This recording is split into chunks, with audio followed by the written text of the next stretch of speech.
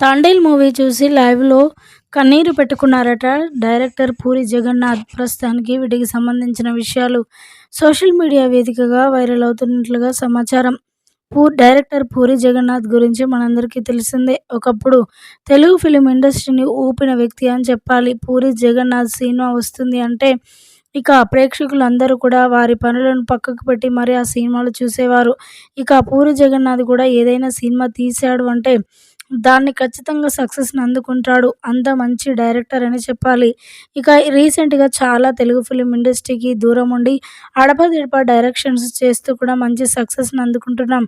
పూరి జగన్నాథ్ మరి రీసెంట్‌గా నాగ చైతన్య అదేవిధంగా సాయి పల్లవి ఇద్దరు జంటగా నటించిన చిత్రం 'తాండేల్' మూవీ చందు మొండేటి దర్శకత్వంలో వచ్చిన ఈ మూవీని చూడ్డానికి వెళ్లారట పూరి జగన్నాథ్.